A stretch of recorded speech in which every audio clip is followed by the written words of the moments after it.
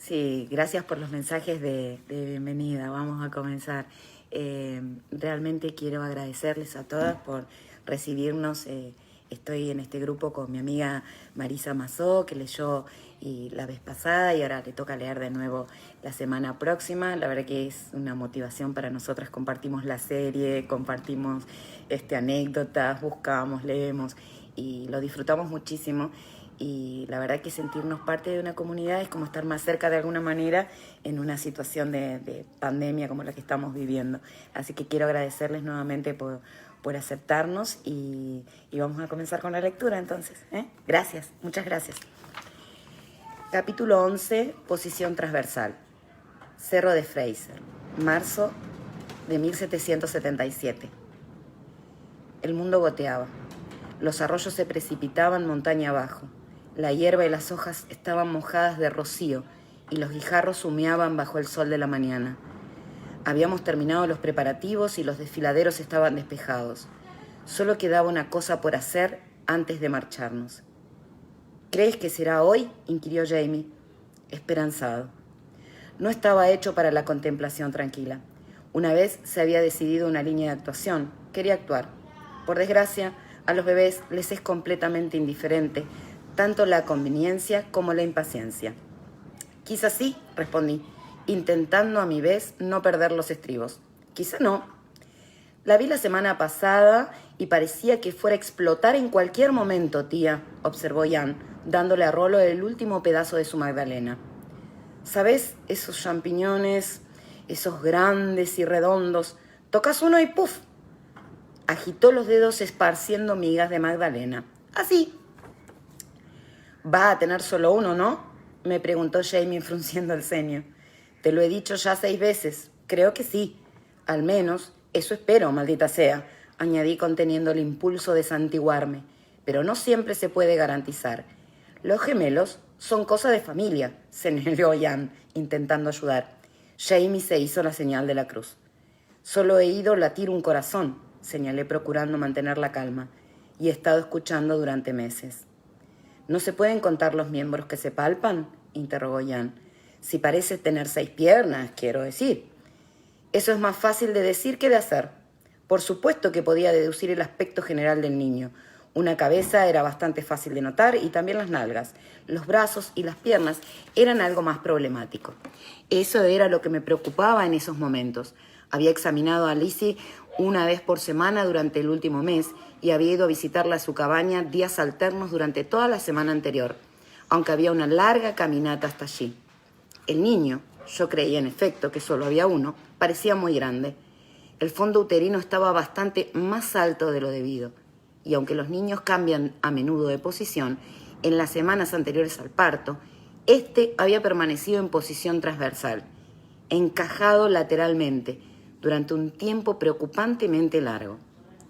Lo cierto era que sin hospital, quirófano ni anestesia, mi capacidad de enfrentarme a un parto atípico estaba severamente limitada. En caso de posición transversal, sin intervención quirúrgica, una comadrona tenía 4 alternativas. Dejar que la madre muriera después de varios días de dolores atroces. Dejar que muriera practicándole una cesárea sin anestesia ni asepsia, pero salvando posiblemente al bebé. Salvar probablemente a la madre matando al bebé en el útero y posiblemente sacándolo a pedazos. Daniel Rawls dedicaba a este procedimiento varias páginas ilustradas de su libro. O intentar una versión interna, tratando de girar al bebé y colocarlo en una posición que hiciera posible parirlo. Aunque desde este punto de vista superficial, esta última era la opción más atractiva. Podía ser tan peligrosa como las demás y podía ocasionar la muerte tanto de la madre como del hijo. La semana anterior había intentado una versión externa y había logrado, no sin dificultad, hacer que el niño se volviera cabeza abajo. 2 días después había vuelto a colocarse en la misma postura, pues como resultaba evidente, se encontraba a gusto en posición supina. Podía ser que se diera de nuevo la vuelta por sí solo antes de que comenzara el parto y podía ser que no. A la luz de la experiencia, por lo general, lograba distinguir entre hacer planes de manera inteligente en vista de posibles contingencias y preocuparme inútilmente por cosas que tal vez no llegaran a suceder, lo que me permitía dormir por la noche. La última semana había estado despierta hasta altas horas todas las noches, imaginando la posibilidad de que el bebé no se girara a tiempo y dándole vueltas a ese breve y triste lista de alternativas, buscando en vano otra opción. Si tuviera éter, pero el que tenía se había destruido al quemarse la casa. ¿Matar a Lizzie para salvar a su hijo? No ha llegado el caso.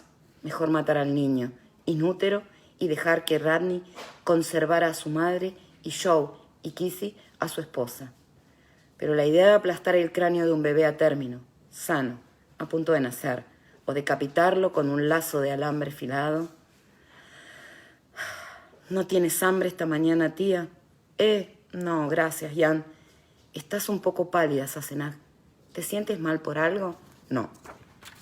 Me puse de pie a toda prisa para que no pudieran hacerme más preguntas. No había razón para que nadie más se horrorizara por lo que estaba pensando. Y salí a buscar un cubo de agua de pozo.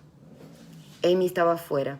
Había encendido un fuego bajo el gran caldero que utilizábamos para hervir la ropa y estaba metiéndoles prisa a Aidan y Orri, que recogían leña en los alrededores, deteniéndose de cuando en cuando para tirarse barro el uno al otro. ¿Necesita agua, señora?, preguntó al ver el cubo que llevaba en la mano. Aidan irá a buscársela. No, lo haré yo, le aseguré. Quería tomar un poco del aire. Hace un tiempo muy agradable por las mañanas. Así era. Seguía haciendo frío hasta que el sol estaba alto, pero era estimulante y el aire embriagaba con el aroma de la hierba, los brotes rebosantes de resina y las flores de amento tempranas. Llevé el cubo hasta el pozo. Lo llené y regresé por el sendero mirando las cosas de ese modo en que uno lo hace cuando no va a volver a verlas en mucho tiempo, si es que las vuelve a ver. Las cosas habían cambiado ya drásticamente en el cerro con la llegada de la violencia, los trastornos de la guerra y la destrucción de la casa grande. E iban a cambiar mucho más cuando Jamie y yo nos hubiéramos ido. ¿Quién sería el líder natural? ¿Hiram Cranby? Era la cabeza de facto de los pescadores presbiterianos que habían venido de Surso, pero era un hombre rígido y sin sentido del humor, y era más probable que causara roces con el resto de la comunidad que mantuviera el orden y favoreciera la cooperación. Bobby, tal vez. Después de mucho pensarlo, Jamie lo había nombrado factor, con la responsabilidad de velar por nuestras propiedades, o lo que quedaba de ellas. Pero aparte de sus capacidades naturales, o su falta de esto o de aquello, Bobby era un joven que, junto con muchos de los otros hombres del cerro, podía verse engullido con gran facilidad por la tormenta que se estaba fraguando, enrolado a la fuerza y obligado a servir en una de las milicias. Pero no en las fuerzas de la corona. 7 años antes, mientras servía como soldado británico apostado en Boston, él y unos cuantos de sus compañeros habían sido amenazados por una multitud de varios cientos de bostonianos furiosos. Temiendo por su vida, los soldados habían cargado los mosquetes y habían apuntado a las masas. Se lanzaron piedras y palos. Hubo disparos. Nadie pudo establecer por parte de quién. Nunca le pregunté a Bobby. Y murió gente. Bobby había salvado la vida en el juicio que se había celebrado tras el suceso, pero llevaba una marca en la mejilla. La A de asesino. Yo no tenía idea de cuáles eran sus creencias políticas. Él nunca hablaba de esas cosas, pero jamás volvería a luchar en el ejército inglés. Algo más calmada, abrí la puerta de la cabaña de un empujón. Jamie y Ian discutían sobre si el nuevo bebé sería hermana o hermano del pequeño Radney o medio hermano. Bueno, no hay forma de saberlo, ¿verdad?, declaró Ian.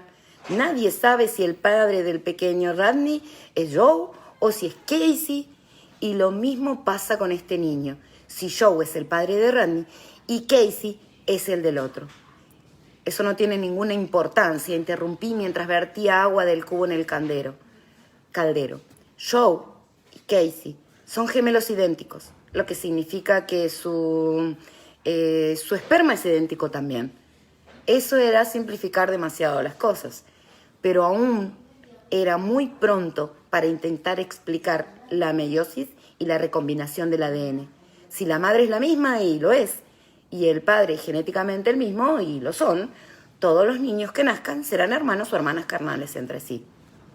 ¿Tienen también la misma leche?, inquirió Jan incrédulo. ¿Cómo lo sabes? ¿Los has visto?, añadió lanzándome una mirada de horrorizada curiosidad. No, espeté severamente. No fue preciso. Yo sé esas cosas. Es verdad, contestó asintiendo con respeto. Claro que lo sabes. A veces se me olvida lo que eres, tía Claire.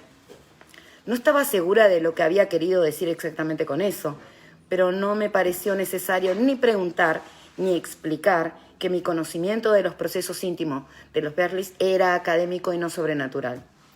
Pero el padre de este es Cassie, ¿no?, intervino Jamie arrugando la frente. Yo mandé a Joe de viaje. ¿Con quién ha vivido este último año? Es con Casey. Jan le dirigió una mirada lastimera. ¿Crees que se fue realmente, Joe? No lo he visto, repuso Jamie, pero arrugó sus gruesas cejas rojas. Bueno, está claro que no, concedió Jan. Se habrán andado con mucha cautela, pues no querrían cruzarse contigo. Uno nunca los ve a los dos a la vez, añadió sin rodeos.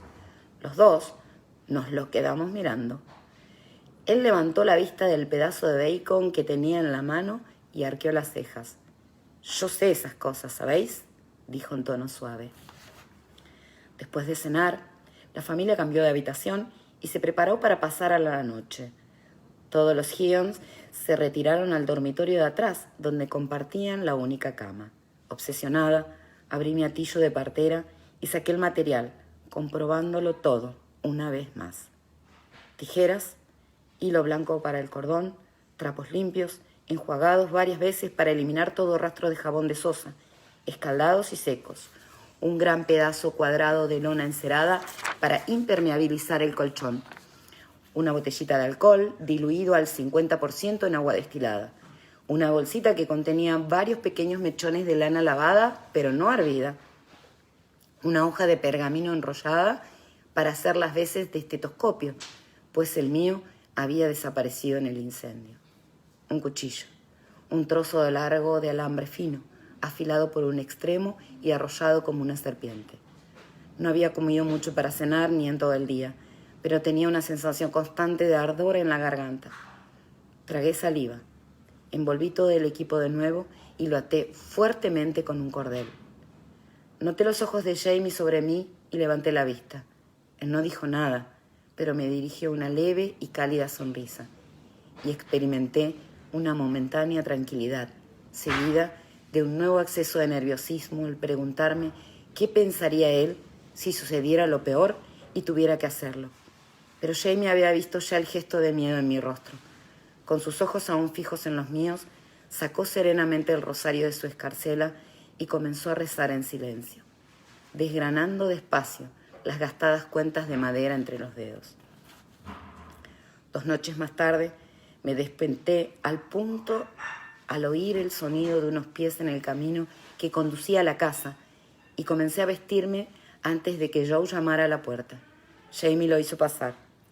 Los oí hablar en susurros mientras yo buscaba a mi equipo bajo el banco de madera. Joe parecía nervioso, algo preocupado pero no aterrado. Eso era bueno. Si Lizzie hubiera estado asustada o tuviera graves problemas, él lo habría notado enseguida. Los gemelos eran casi tan sensibles esa última semana a los estados de ánimo de Lizzie y a su bienestar como lo eran el uno al estado de ánimo del otro. ¿Quieres que vaya?, murmuró Jamie apareciendo detrás de mí. No, le contesté en un susurro, tocándolo para infundirme fuerzas. Vuelve a la cama. Si te necesito, mandaré a buscarte. Estaba todo despeinado después del sueño y las ascuas del fuego arrojaban sombras sobre su cabello, pero sus ojos estaban despiertos. Asintió con un gesto y me dio un beso en la frente, pero después, en lugar de separarse, me puso la mano sobre la cabeza y recitó en voz baja: «Oh, bendito Miguel del Reino Rojo» en gaélico, y acto seguido me acarició la mejilla en señal de despedida. «Te veré entonces por la mañana, Sassenach», dijo, y me empujó suavemente hacia la puerta. Con gran sorpresa vi que fuera estaba nevando. El cielo estaba gris y lleno de luz, y el aire vivo. cuajado de enormes copos que se arremolinaban contra mi rostro, quemándome la piel y derritiéndose al instante sobre ella. Era una tormenta de primavera. Vi los copos asentarse brevemente sobre los tallos herbáceos y luego desaparecer. Por la mañana probablemente no quedaría ni rastro de la nieve, pero por la noche estaba llena de su misterio. Me volví a mirar atrás, pero no logré ver la cabaña detrás de nosotros. Solo silueta de los árboles medios cubiertos de un sudario blanco, imprecisos bajo la luz gris perla. El camino que se extendía ante nosotros parecía igual y real, y su trazado se desdibujaba entre árboles extraños y sombras desconocidas. Me sentía extrañamente incorpórea, atrapada entre el pasado y el futuro, pues nada era visible, salvo el vertiginoso silencio blanco que me rodeaba. Sin embargo, estaba más tranquila de lo que había estado en muchos días. Sentía el peso de la mano de Jamie sobre mi cabeza, con la bendición que me había susurrado. «Oh, bendito Miguel del Reino Rojo». Era la bendición que uno diría a un guerrero que se iba a luchar. Yo la había pronunciado por él en más de una ocasión. Él nunca había hecho nada parecido y yo no tenía la menor idea de por qué lo había hecho ahora. Pero las palabras resplandecían en mi corazón como un pequeño escudo contra los peligros que me esperaban. La nieve cubría ahora el suelo formando un fino manto que ocultaba la tierra oscura y los brotes que crecían. Los pies de Joe dejaban crujientes huellas negras y que yo seguía camino arriba, las agujas de los abetos y el bálsamo arañándome fríos y fragantes la falda, al tiempo que oía un silencio vibrante que sonaba como un timbre. Rogué porque si había una noche en que los ángeles salían de paseo, fuera esa noche. De día y con buen tiempo, había una hora de camino hasta la cabaña de los Berkeley. Sin embargo, el miedo me hacía apretar el paso y Joe, por la voz, me parecía que era Joe, tenía que esforzarse para mantenerse a mi altura. «¿Cuánto tiempo lleva de parto?», inquirí. Nunca se sabía, pero el primer parto de Lizzie había sido rápido. Había dado a luz a Radney prácticamente sola y sin problemas. No creí que esa noche fuéramos a tener tanta suerte, aunque mi mente no podía evitar imaginar llegar a la cabaña y encontrar a Lizzie sosteniendo ya al nuevo bebé en sus brazos, tras haberlo echado al mundo, sano y salvo, sin dificultades. «No mucho», jadeó.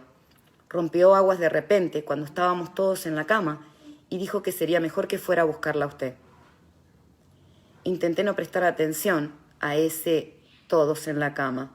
Al fin y al cabo, él y Casey podrían haber estado durmiendo en el suelo, pero la Ménage Berle era la personificación literal del double entente.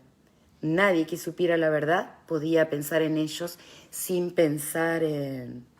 No me molesté en preguntar cuánto tiempo llevaban Casey y él viviendo en la cabaña. Por lo que Ian había dicho, era probable que ambos hubieran estado allí todo el tiempo. Dadas las condiciones de vida normales en el interior, nadie habría pestañeado, siquiera ante la idea de que un hombre y su esposo vivieran con el hermano de él. Y por lo que la población del cerro sabía, Lizzie estaba casada con Casey. Lo estaba. También estaba casada con Joe, como resultado de una serie de maquinaciones que todavía me maravillaban, pero la familia Berkeley no hablaba del tema, por orden de Jamie. «Su padre estará allí», me informó Joe, soltando un relato de aliento blanco, mientras se colocaba a mi lado donde se ensanchaba el camino. «Y la tía Mónica, Casey fue a buscarlo». «¿Habéis dejado a Lizzie sola?», encorvó los hombros a la defensiva incómodo. «Ella nos lo mandó», repuso sencillamente. No me tomé la molestia de contestar, pero apresuré el paso hasta que una punzada en el costado me hizo caminar un poco más despacio. Si Lizzie todavía no había dado a luz y había sufrido una hemorragia o cualquier otra desgracia estando sola, tal vez fuera útil tener a mano a la tía Mónica, la segunda esposa del señor Wins. Mónica Berrich Wins era una señora alemana que hablaba un inglés limitado y excéntrico, pero con un valor y un sentido común sin límites. El señor Wins tenía también una buena dosis de valor, aunque era del tipo callado. No estaba esperando en el porche, cuando Casey, y estaba claro que era el señor Waynes quien animaba más bien a su yerno, y no al contrario. Casey estaba a las claras retorciéndose las manos sin cesar de moverse, mientras la pequeña figura del señor Wayne se inclinaba hacia él en ademán consolador, con una mano en su brazo. Capté unos leves murmullos, y cuando nos vieron llegar y se volvieron hacia nosotros, noté una repentina esperanza en la forma en que enderezaron el cuerpo.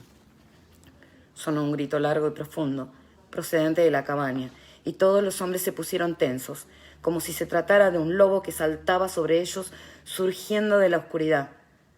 «Bueno, parece que está bien», dije con suavidad, y todos ellos suspiraron audiblemente al instante.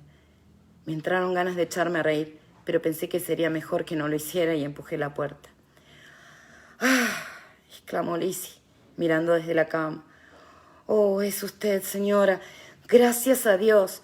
Gracias a Dios», dijo en alemán. «Sí», corroboró la tía Mónica con tranquilidad. Estaba a 4 patas, limpiando el suelo con un lío de trapo. «Ya no falta mucho, espero». «Eso espero yo también», intervino Lizzie, haciendo una mueca. «¡Ay!». El rostro se le convulsionó en un rictus y adquirió un color rojo brillante al tiempo que su cuerpo hinchado se arqueaba hacia atrás. Su aspecto se parecía más al de alguien que se estaba muriendo del tétanos que al de una madre a punto de parir. Pero por suerte el espasmo fue breve y Lizzie se derrumbó como un ovillo flojo, jadeando. La última vez no fue así. Se quejó abriendo un ojo mientras yo le palpaba el abdomen. «No, es nunca igual», respondí distraída. Un rápido examen había hecho que el corazón me diera un salto. El niño ya no estaba de lado. Por otra parte, tampoco estaba del todo cabeza abajo. No se movía. Por lo general los bebés no se mueven durante el parto. Y aunque me parecía haber localizado la cabeza bajo las costillas de Lizzie, no estaba en absoluto segura de la disposición de todo lo demás. «Déjame echar un vistazo aquí». Estaba desnuda, envuelta en una colcha, su camisa mojada colgada del respaldo de una silla, despidiendo vapor frente al fuego.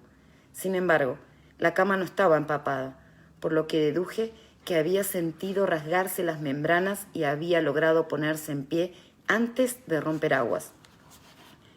Me había dado miedo mirar, de modo que solté el aliento con audible alivio. El temor principal, con una presentación de nalgas, era que parte del cordón umbilical se desprendiera al romperse las membranas y que el bucle del cordón quedara aprisionado entre la pelvis y alguna parte del feto. Sin embargo, todo estaba en orden, y una rápida comprobación me indicó que el cérvix estaba casi borrado. Ahora solo había que esperar y ver qué salía primero. Deshice mi atillo y, ocultando a toda prisa el pedazo de alambre afilado bajo un montón de trapos, extendí la lona encerada y coloqué a Lizzie sobre ella de un tirón con ayuda de tía Mónica. La mujer pestañeó y miróse al camastro donde el pequeño Radney estaba roncando cuando Lizzie lanzó otro de aquellos alaridos sobrenaturales. Me miró para asegurarse de que todo iba bien y luego tomó las manos de Lizzie, hablándole en voz baja en alemán mientras ella gruñía y gemía. La puerta crujió suavemente y al volverme vi a uno de los Berles que miraba al interior con una mezcla de miedo y esperanza pintada en el rostro. —¿Has llegado ya? —susurró una voz áspera. —No —chilló Lizzie, incorporándose de golpe—. Quita tu cara de mi vista o te torceré los cojones hasta arrancártelos, los 4. La puerta se cerró rápidamente y Lizzie se desplomó, emitiendo expresivos sonidos de repugnancia. —Los odio —declaró entre dientes—. Quiero que se mueran. Dije comprensiva. Bueno, estoy segura de que por lo menos lo están pasando mal. Me alegro. Pasó de la furia al patetismo en un abrir y cerrar de ojos y se echó a llorar. ¿Me voy a morir? No, respondí en el tono más tranquilizador posible. Gracias, dijo tía Mónica santiguándose. Scum. Ja, contesté, aún tranquilizadora. Me imagino que no habrá por aquí unas tijeras. Oh, ja. repuso ella, cogiendo su bolso. Sacó un diminuto par de gastadas, pero antaño brillantes tijeras de bordar. ¿Estás fan bien? Tanque. Blah. Mónica y yo miramos a Lizzie. No exageres, le advertí. Están asustados, pero no son idiotas. Además, vas a asustar a tu padre y a Radney, añadí echando una ojeada al pequeño bulto de sábanas que dormía en el camastro. Ella se derrumbó, jadeando, pero logró dirigirme un gesto afirmativo y un asomo de sonrisa. Después, todo sucedió con bastante rapidez. Lizzie fue veloz. Le tomé el pulso, comprobé el estado del cérvix y sentí que mi propio corazón latía el doble de rápido al tocar lo que era. Sin duda alguna, un piececito asomaba al exterior. ¿Podría agarrar el otro? Miré a Mónica, considerando su tamaño y su fuerza. Era dura como una tralla, pero no excesivamente grande. Lizzie, por su parte, tenía el tamaño de... Bueno, Ian no había exagerado al pensar que podían ser gemelos. La idea que comenzaba a rondarme por la cabeza de que tal vez aún podía tratarse de gemelos hacía que se me erizara el vello de la nuca a pesar del clamor húmedo de la cabaña. No, me dije con firmeza, no lo son. Sabes que no lo son. Uno ya será bastante espantoso. Necesitaremos a uno de los hombres para que nos ayude a sostenerla por los hombros, le dije a Mónica. ¿Le importaría traer a uno de los gemelos? ¿A los dos?, gimió Lizzie cuando Mónica se volvía hacia la puerta. Uno será. ¡Los dos! Los dos, le dije a Mónica, que asintió con un gesto pragmática. Los gemelos entraron juntos con una ráfaga de aire frío, con unas caras que eran dos máscaras rubicundas, idénticas de nervios y de sustos, sin que yo les dijera nada. Se acercaron a Lizzie de inmediato, como un par de limaduras de hierro a un imán. Ella se había colocado con un gran esfuerzo en una posición sentada, y uno de ellos se arrodilló tras ella, sujetándole con delicadeza los hombros con las manos, mientras se relajaban después de la última contracción. Su hermano se sentó junto a ella, rodeándole con un brazo solidario lo que antaño era su cintura, y apartándole de la frente con la otra mano, el cabello empapado de sudor. Intenté arroparla con la colcha, cubriéndole la protuberante barriga, pero ella la apartó, calurosa e inquieta. En la cabaña, el ambiente estaba saturado de un calor húmedo, debido al vapor que emanaba del caldero y al sudor del esfuerzo. Bueno, los gemelos estaban presumiblemente más familiarizados con su anatomía que yo, reflexioné, y le pasé a tía Mónica la colcha hecha un lío. La modestia no tenía cabida en un parto. Me arrodillé frente a ella con las tijeras en la mano y le practiqué rápidamente la episiotomía, sintiendo una pequeña salpicadura de sangre en la mano. Rara vez tenía que hacer una en un alumbramiento de rutina, pero en ese caso iba a necesitar espacio para maniobrar. Presioné el corte con uno de mis trapos limpios, pero la cantidad de sangre era insignificante y, además, tenía la cara interior de los muslos manchados, en cualquier caso. Era un pie. Veía los dedos, largos, como los de una rana, por lo que miré automáticamente los pies desnudos de Lizzie, sólidamente plantados en el suelo y a ambos lados de mí. No, los suyos eran cortos y compactos. Debía ser la influencia de los gemelos. El olor húmedo, como aguas estancadas, de los líquidos del parto y de la sangre, brotaba como la niebla del cuerpo de Lizzie, y yo sentía mi propio sudor deslizarse por mis costados. Busqué a tientas hacia arriba, rodeé el talón con un dedo y atraje el pie hacia abajo, sintiendo la vida del bebé moverse en su carne, aunque el niño no se movía, impotente en el canal de parto. El otro, necesitaba el otro pie, palpando de forma apremiante la pared de la barriga entre una contracción y la siguiente. Deslicé la otra mano en dirección ascendente por la pierna que asomaba y hallé la delicada curva de las nalgas. Cambié rápidamente las manos y con los ojos cerrados encontré la curva del muslo flexionado. Maldición, Parecía tener una rodilla doblada bajo el mentón. Sentí la blanda rigidez de unos huesos diminutos y cartilaginosos, sólidos en medio del chapoteo del líquido, la elasticidad de unos músculos. Aferré con un dedo, 2 dedos, rodeé el otro tobillo y gritando, «¡Sujetadla, agarradla!», justo cuando la espalda de Lizzie se arqueaba y su trasero se proyectaba hacia mí, bajé el segundo pie. Volví a sentarme con los ojos abiertos, respirando agitadamente, aunque el esfuerzo no había sido físico. Los piececitos de rana se agitaron una vez y luego cayeron al tiempo que las piernas quedaban a la vista con el siguiente empujón. «Otra vez, cariño», susurré, con una mano sobre el muslo tembloroso de Lizzie. «Danos otro como ese». Soñé un gruñido desde las profundidades de la tierra, mientras Lizzie llegaba a ese punto en que a una mujer ya no le importa si vive o muere, o se parte en dos y la mitad inferior del cuerpo del bebé se deslizó lentamente al exterior, con el cordón umbilical latiendo, como un grueso gusano morado enrollado sobre la barriga.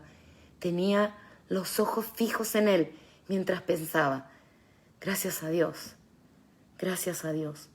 cuando me percaté de la mirada de tía Mónica, que observaba atentamente por encima de mi hombro. «¿Estás, cojones?», inquirió atónita, señalando los genitales del niño. No había tenido tiempo de mirar, preocupada como estaba con el cordón, pero ahora miré hacia abajo y sonreí. «No, es una niña», contesté. El sexo del bebé estaba edematoso. Tenía un aspecto muy parecido al instrumento de un chico, con el clítoris sobresaliendo de unos labios hinchados, pero no era un muchacho. «¿Qué? ¿Qué es?», preguntaba uno de los Berlis inclinándose a mirar.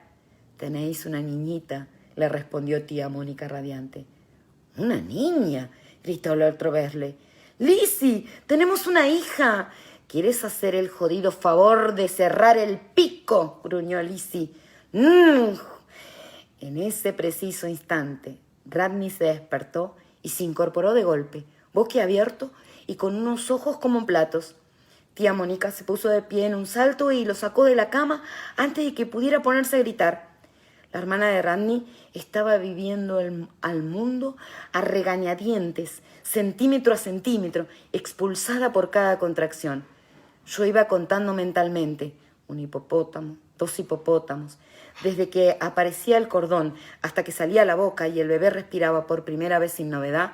No podía transcurrir más de 4 minutos sin que empezaran a producirse daños cerebrales a causa de la falta de oxígeno. Pero no podía tirar y arriesgarme a dañar el cuello y la cabeza. «Empuja, cariño», la alenté rodeando las 2 rodillas de Lizzie con las manos y hablando con voz serena. «Con fuerza, ahora». 34 hipopótamos, 35. Cuando la contracción cedió, deslicé rápidamente los dedos hacia arriba y agarré con 2 de ellos la mandíbula superior. Sentí llegar la siguiente contracción y apreté los dientes cuando su fuerza me aplastó la mano entre los huesos de la pelvis y el cráneo de la niña, pero no los retiré, temiendo soltarla. 62 hipopótamos. Relajación. Tiré hacia abajo, despacio, despacio, despacio, atrayendo la cabeza del bebé hacia adelante, ayudando a la barbilla a rebasar el borde de la pelvis. 89 hipopótamos, 90 hipopótamos. La niña colgaba del cuerpo de Lizzie, azul y manchada de sangre y brillante a la luz de las llamas, balanceándose en la sombra de sus muslos como el badajo de una campana o como un cadáver de una orca. Alejé ese pensamiento. «¿No deberíamos coger?», me preguntó susurrando tía Mónica con Radney agarrado a su pecho. 100. «No», repuse. «No la toque. Aún no». La fuerza de la gravedad estaba ayudando al parto. Un tirón lesionaría el cuello y si la cabeza se enganchara... 110 hipopótamos.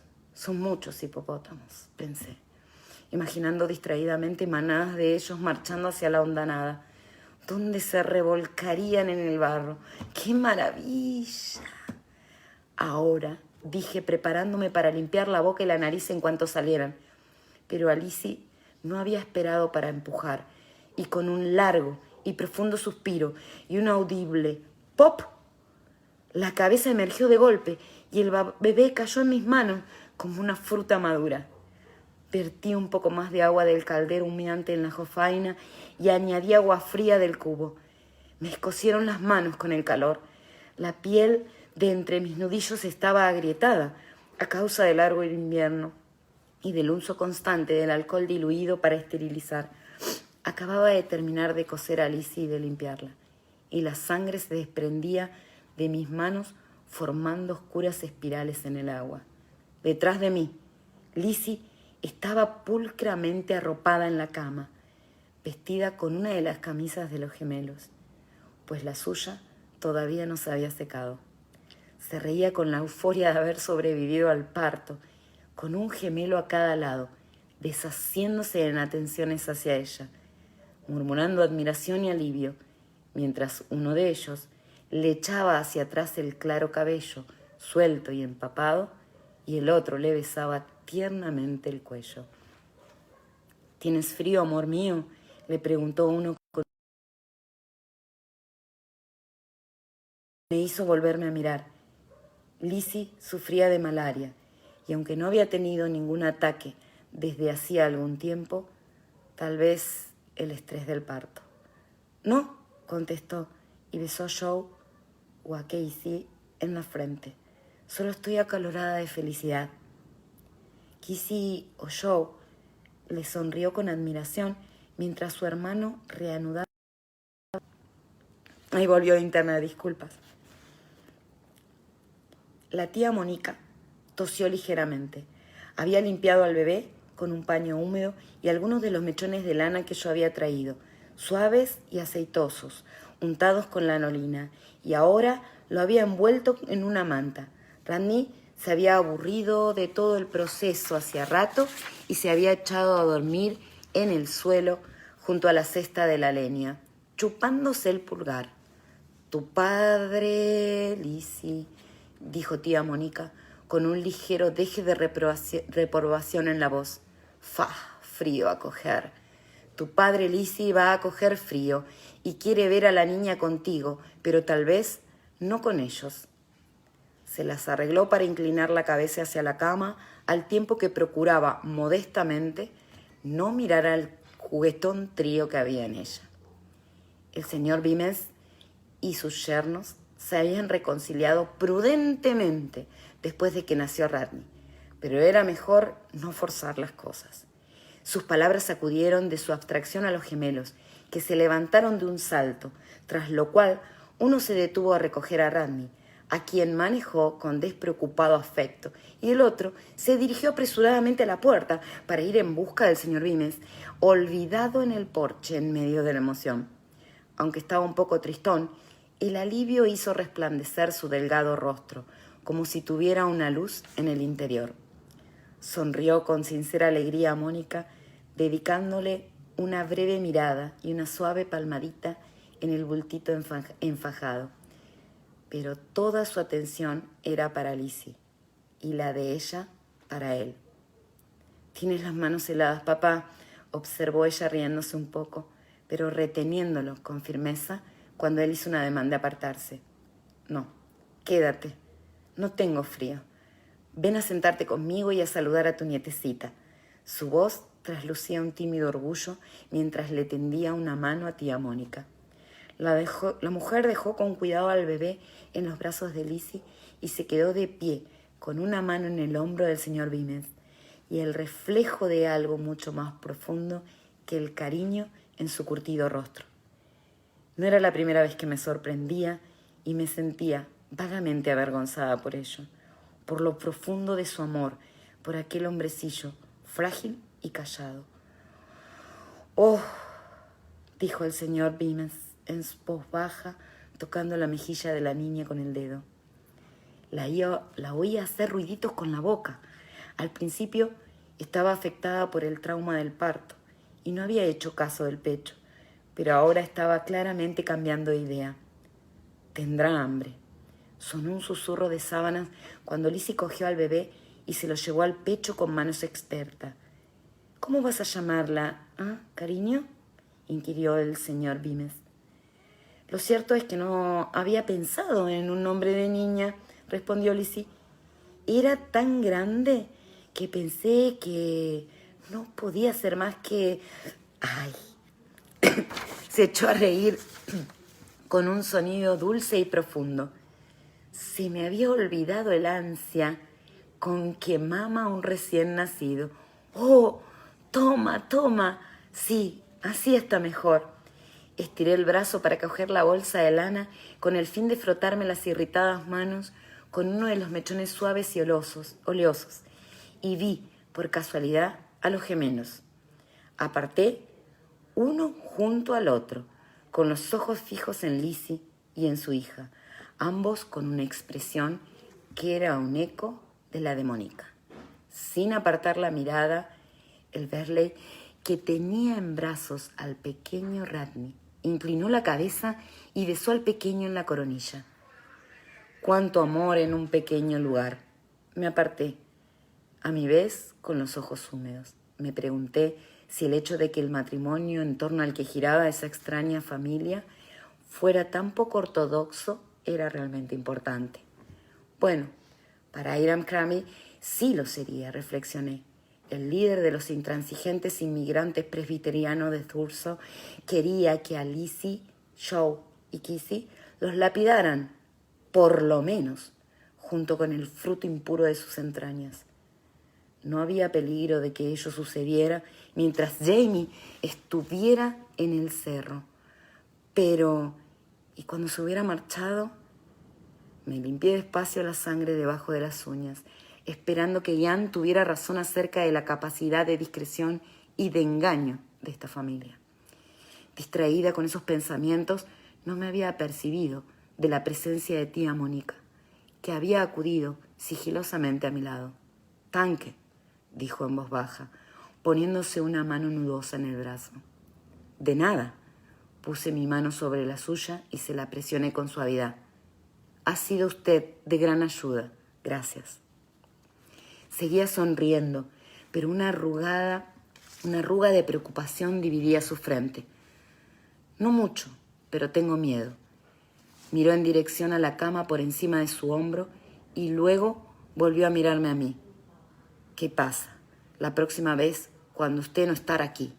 Ellos, no parar, ¿sabe?», añadió formando con disimulo un círculo con el pulgar y el índice e introduciendo en él el dedo corazón de la otra mano, ilustrando de manera muy indiscreta lo que quería decir exactamente. «¿Estará usted aquí?», le respondí recuperando la compostura. Adoptó una expresión de horror. «Yo, nein», repuso meneando la cabeza. «Eso no es suficiente. Yo». Se hincó en el dedo en su magro pecho, viendo que yo no había comprendido. «Yo no basto». Respiré profundamente, pues sabía que tenía razón.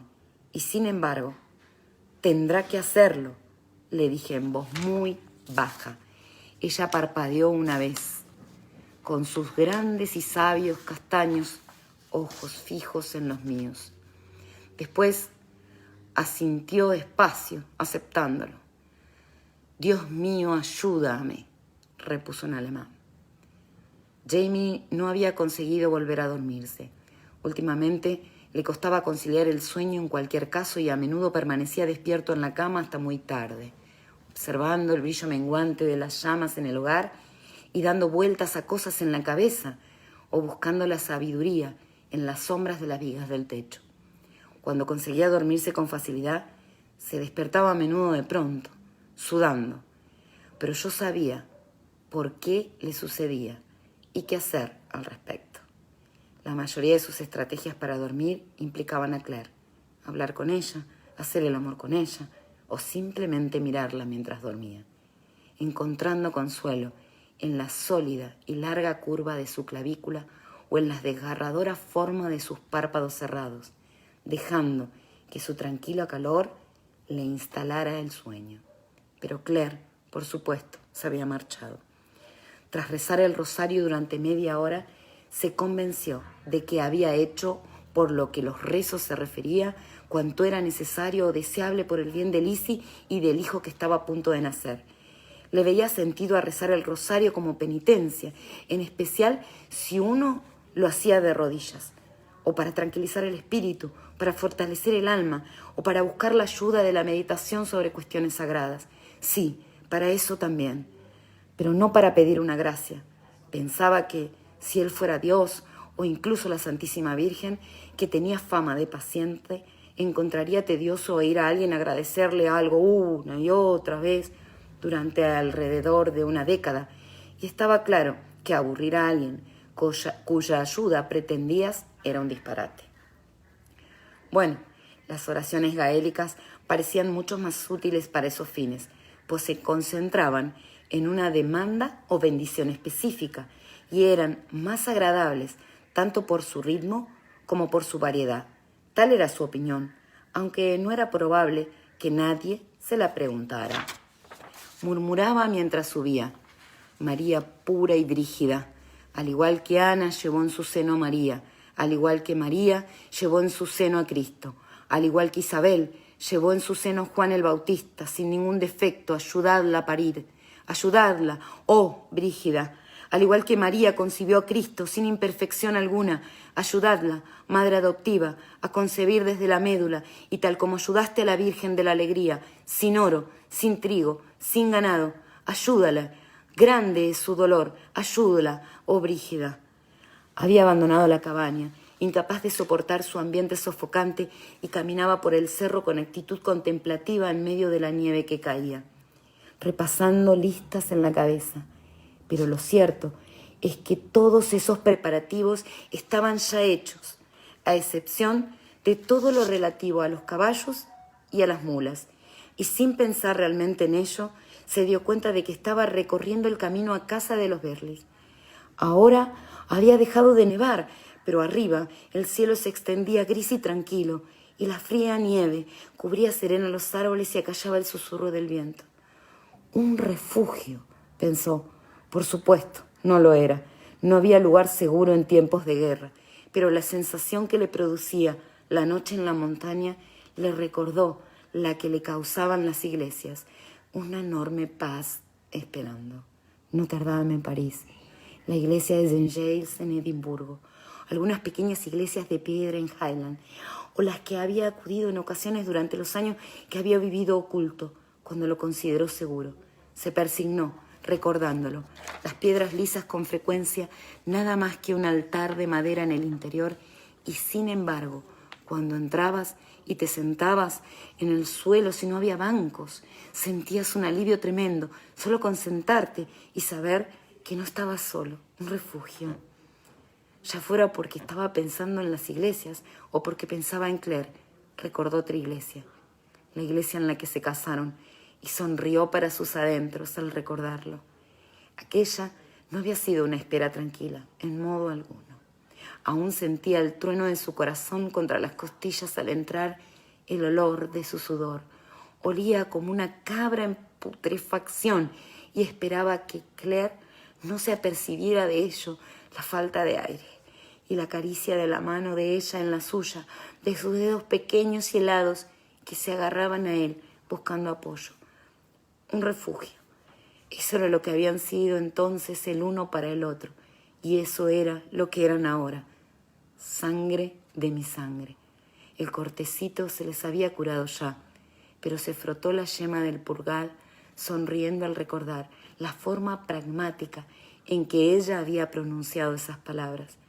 La cabaña apareció ante su vista y Jamie vio a Joseph Wims esperando en el porche, encorvado y dando fuertes golpes contra el suelo con los pies para entrar en calor. Estaba a punto de llamar a Joseph cuando la puerta se abrió de repente y uno de los gemelos Birley, Dios santo, ¿qué estaban haciendo a ellos allí adentro? Salió y agarró a su suegro del brazo, casi tirándolo al suelo a causa de la emoción. Era también emoción, no dolor, no ni espanto. Lo había visto claramente en la cara del chico a la luz de las llamas. Soltó el aliento que estaba conteniendo sin darse cuenta y que destacó, blanco en la oscuridad. Entonces era que el bebé había llegado y que tanto él como Lizzie habían sobrevivido. Se relajó apoyándose contra un árbol, tocando el rosario que llevaba en torno al cuello. «Muchas gracias», dijo en gaélico y en voz baja, expresando breve pero sinceramente su agradecimiento. En la cabaña había alguien echado leña al fuego. En rojo y oro, y silbando y lanzando una humareda negra allí donde habían caído las brasas. Pero el hombre nace para el sufrimiento, así como las chispas vuelan hacia arriba. Había leído ese versículo de Job numerosas veces cuando estaba en prisión y no le había encontrado mucho sentido. Las chispas que vuelan hacia arriba no causan sufrimiento. Ahí está. Volvé. Pero el hombre nace para el sufrimiento, así como las chispas vuelan hacia arriba. Había leído ese versículo de Job numerosas veces cuando estaba en prisión y no le había encontrado mucho sentido. Las chispas que vuelan hacia arriba no causan sufrimiento, salvo que la leña esté muy seca. Las que pueden prender fuego a tu casa son las que saltan fuera del hogar. Pero si el autor...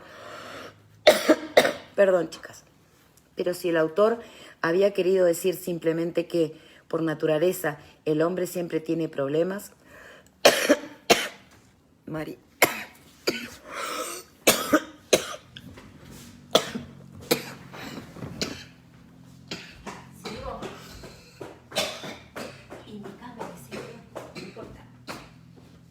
¿Por dónde vas? ¿Por dónde vas?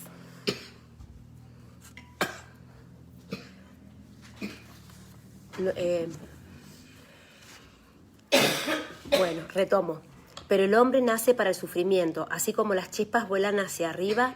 Había leído ese versículo de Job numerosas veces en cuanto estaba en prisión y no le había encontrado mucho sentido. Las chispas que vuelan hacia arriba no causan sufrimiento, salvo que la leña esté muy seca. Las que pueden prenderle fuego a tu casa son las que faltan fuera del hogar. Pero si el autor había querido decir simplemente que, por naturaleza, el hombre siempre tiene problemas, lo que era claramente cierto, como James sabía por experiencia propia, estaba confirmado lo inevitable al decir que las chispas vuelan siempre hacia arriba, cosa que cualquiera que haya estado contemplando un fuego el tiempo suficiente puede decir que no es cierta. Sin embargo, ¿quién era él para criticar la lógica de la Biblia cuando debería estar recitando salmos de alabanza y gratitud? Intentó recordar alguno, pero solo logró acordarse de trozos y fragmentos variados. Se dio cuenta con cierta perplejidad de que se sentía profundamente feliz. Que el bebé hubiera venido al mundo sin novedad era algo maravilloso en sí mismo, sin duda, pero también significaba que Claire había salido airiosa de su prueba y que ahora ambos eran libres. Podían marcharse del cerro, sabiendo que habían hecho todo lo posible por quienes se quedaban. Sí, siempre era triste dejar tu hogar, pero en ese caso su hogar los había dejado a ellos cuando la casa se quemó, y en cualquier caso su tristeza quemaba ampliamente, compensaba por su creciente ilusión. Libre y lejos de allí, con Claire a su lado, sin tareas cotidianas que hacer, sin riñas mezquinas que zanjar, ni viudas ni huérfanos por los que preocuparse. Bueno, se trataba de pensamientos indignos sin lugar a dudas, pero la guerra era una cosa terrible. Y a ver, chicas, me voy a sacar permiso, me voy a sacar el... Perdón. Ahí volvimos. La guerra era una cosa terrible, y esa en particular lo sería también, pero no se podía negar que era emocionante, por lo que se le agitó la sangre desde el cuero cabelludo hasta la punta de los pies. Muchas gracias, dijo de nuevo, agradecido de todo corazón. Algo después, la puerta de la cabaña se abrió arrojando luz al exterior, y Claire salió de la vivienda mientras se subía la capucha de la capa en su cesto al brazo. Unas voces fueron tras ella y unas siluetas aparecieron en la puerta. Claire se volvió para despedirse de ellos con la mano y Jane la oyó reír. El sonido de su risa lo hizo estremecerse de placer. La puerta se cerró y ella echó a andar camino abajo en la oscuridad teñida de gris. Jane observó que se tambaleaba ligeramente a causa del cansancio y que, a pesar de ello, irradiaba algo. Pensó que podía ser la misma euforia que le levantaba el ánimo a él. Como las chispas que vuelan hacia arriba, murmuró para sí y sonriendo salió a su encuentro. Ella no se asustó al oírlo, sino que volvió en el acto y caminó hacia él como si flotara sobre la nieve. «Deduzco que está bien», dijo Jane, y ella suspiró y se cobijó en sus brazos, firme y caliente entre los pliegues fríos de su capa. Jane introdujo las manos bajo la tela y le estrechó con más fuerza bajo la lana de su enorme capa. «Te necesito», susurró ella con sus labios contra los suyos. Sin responder, Jane la tomó en sus brazos. Dios santo, Claire tenía razón. Aquella capa apestaba a carne muerta. ¿Le habría utilizado el hombre que se le había vendido para acarrear un ciervo despedazado desde el bosque? ¿Seguís vos? Sigue Karina, un momentito. Gracias, disculpen, chicas. Y la besó. Me agarró un ataque de tos bastante feo. Por suerte estaba mi amiga conmigo porque... Perdón por el papelón. ¿Dónde quedamos, Mari? Y la besó. Ahí está. Y la besó apasionadamente. Estoy acá abajo. Luego la dejó en el suelo y la ayudó a bajar la colina mientras la fina capa de nieve parecía derretirse a cada paso al contacto de sus pies. Les pareció que habían llegado hasta el establo en un abrir y cerrar de ojos. Habían conversado un poco por el camino, pero Jamie no recordaba de qué habían hablado. Lo único que importaba era que estaban juntos. Dentro del establo no se estaba precisamente muy caliente, pero tampoco es que hiciera un frío glacial. Jamie pensó que era acogedor, con el agradable olor cálido de los animales en la oscuridad. La extraña luz gris del cielo se filtraba al interior ligeramente, lo bastante como para poder ver las formas encorvadas de los caballos y de los mulos que dormían en sus compartimientos. Había paja seca para tumbarse, pues era toda vieja y un pelín mohosa. Hacía demasiado frío para quitarse la ropa, pero Jamie extendió su capa sobre la paja, dejó a Claire encima y se tumbó sobre ella, temblando mientras se besaban, por lo que sus dientes se entrechocaban, de modo que se separaron, riendo. «Esto es una tontería», afirmó ella. «Puedo ver mi aliento. Y el tuyo. Hace tanto frío que podríamos hacer anillos de humo. ¿Nos vamos a helar?» «No, no nos helaremos.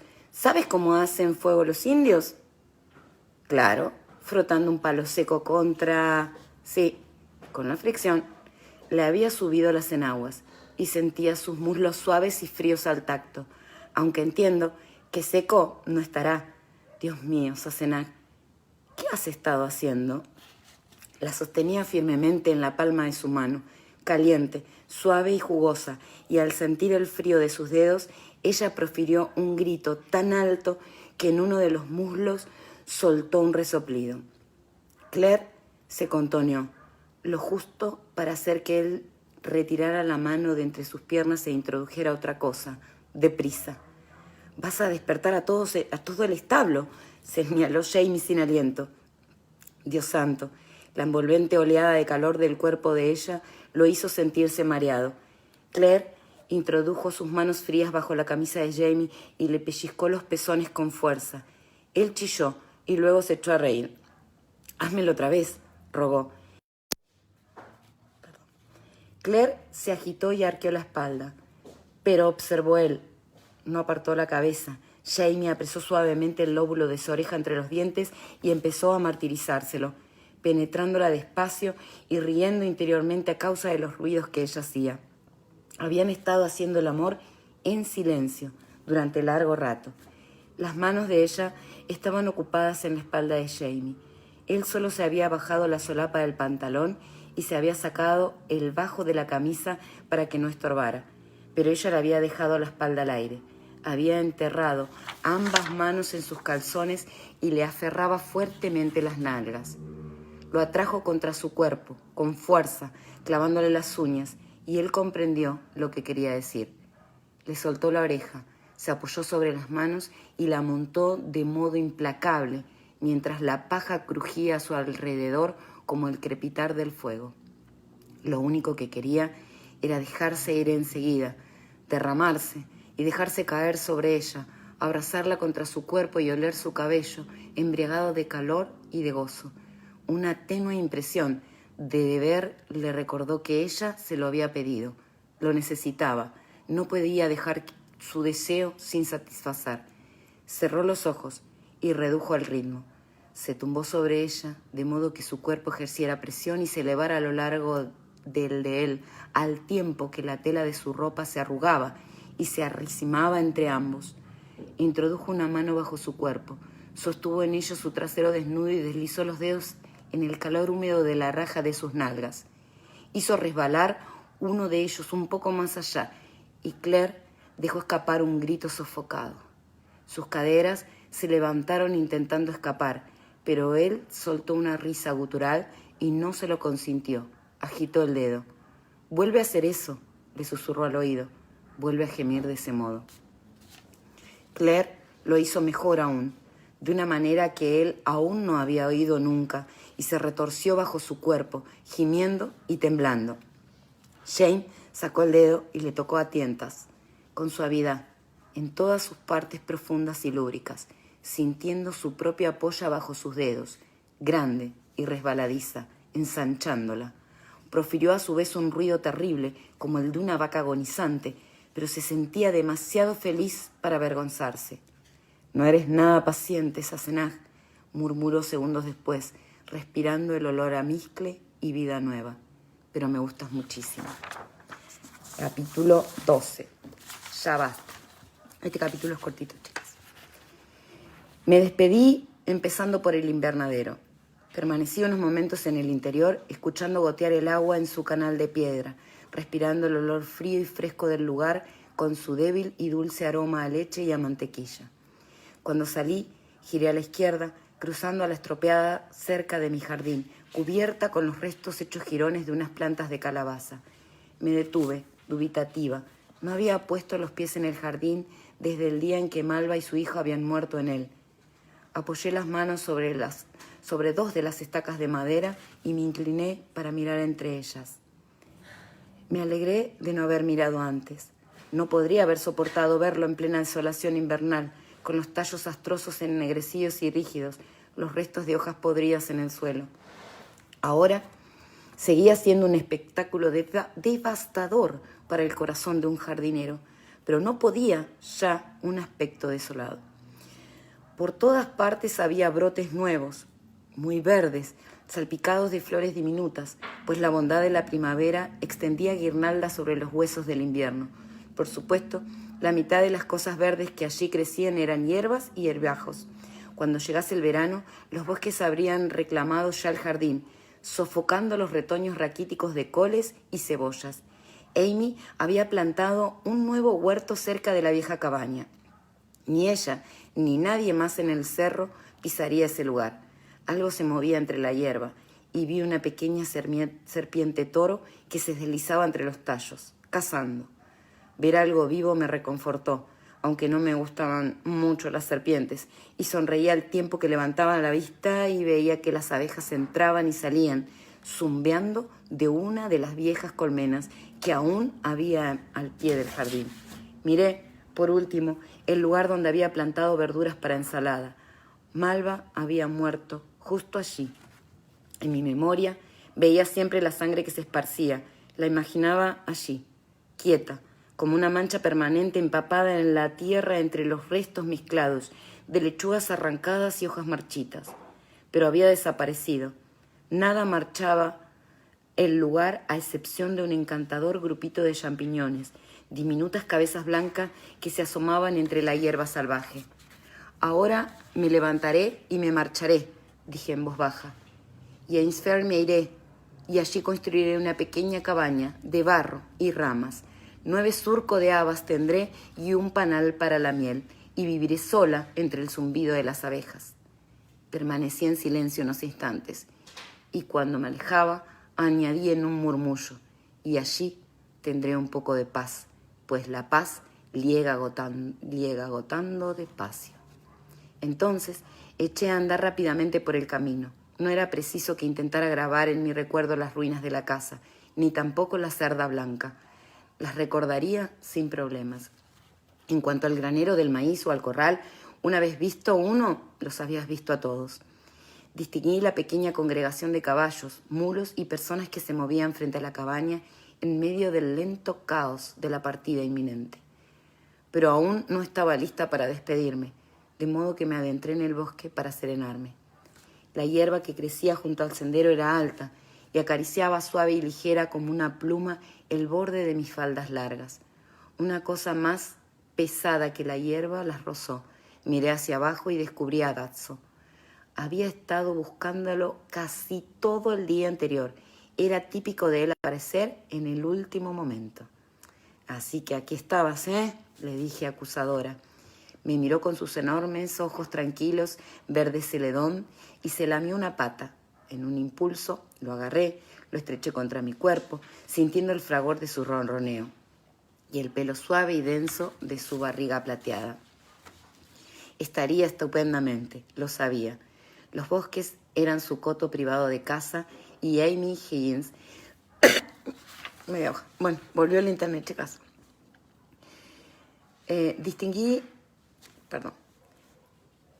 Estaría estupendamente, lo sabía. Los bosques eran su coto privado de caza y Amy Higgins le tenía cariño y me había prometido que procuraría que no le faltaran la leche y un lugar calentito junto al fuego cuando hiciera mal tiempo. Lo sabía. Vete, pues, le dije, y lo dejé en el suelo. Se quedó allí unos instantes meneando lentamente la cola con la cabeza alta, buscando comida u olores interesantes, y a continuación se internó entre la hierba y desapareció. Me agaché muy despacio, con los brazos cruzados, y me eché a temblar, llorando, en silencio, con violencia. Lloré hasta que me dolió la garganta y no pude seguir respirando. Entonces me senté en la hierba, hecho un ovillo como una hoja seca, mientras unas lágrimas que no podía contener caían sobre mis rodillas como los primeros goterones de una tormenta inminente. Oh, Dios mío, eso era solo el comienzo. Me froté fuertemente los ojos con las manos, llenándome de churretes, intentando librarme de la pena. Una tela suave me acarició el rostro, así que miré hacia arriba, sorbiendo por la nariz, y descubrí a Jamie de rodillas frente a mí, pañuelo en mano. Lo siento, manifestó en voz muy baja. No te preocupes. Solo es un gato, repuse. Y una pequeña nueva pena me ciñó el pecho como un vendaje. Sí, lo sé. Se sentó a mi lado y me rodeó los hombros con un brazo atrayendo mi cabeza contra su pecho, al tiempo que me secaba la cara con ternura. Pero o por la casa, o por tu pequeño jardín, o por la pobre muchacha muerta y su hijito. Pero si lloras por tu gatito, sabes que puedes parar. ¿Cómo lo sabes? Tenía la voz espesa, pero el vendaje que me fajaba el pecho ya no me apretaba tanto. Jamie profirió un gemido compungido. Porque tampoco yo puedo llorar por esas cosas, Asenac, y no tengo gato. Me sorbí la nariz, me limpié la cara por última vez y me soné los mocos. Jamie profirió un gemido compungido. Porque tampoco yo puedo llorar por esas cosas, Asenac, y yo no tengo gato. Me sorbí la nariz, me limpié la cara por última vez y me soné los mocos antes de devolverle el pañuelo, que embutió en su escarcela sin darle la menor importancia. Dios mío, había dicho Jamie, dame fuerzas. Cuando lo oí, ese ruego se alojó en mi corazón como una flecha y pensé que le estaba pidiendo ayuda a Dios para hacer lo que hubiera que hacer. Pero no era en absoluto así, y darme cuenta de lo que había querido decir en realidad me partió el corazón. Tomé su rostro entre mis manos y deseé, con todas mis fuerzas, tener su mismo don, la habilidad para decir lo que tenía en el corazón de tal modo que él lo supiera, pero no lo tenía. Jamie, dije al final. Oh, Jamie, tú lo eres todo, siempre. 1 hora después nos marchamos del cerro. Y acá terminó el capítulo 12. nada, chicas, agradecerles profundamente. Les pido nuevamente disculpas por el ataque de tos que tuve. Gracias a Dios que estaba mi amiga Marisa junto a mí para salvarme las papas. Y bueno, y esto del internet que se nos corta un poquito por estar en el sur. Les agradezco profundamente compartir este momento y espero hayan disfrutado los momentos en que pudimos hacerlo más fluidamente. Gracias. Chao. Mari, ¿se corta ahora? Sí, ahí de poner Finalizar. finalizar y para qué más tenés que poner. Ay, bueno, la Gaby. Finalizar y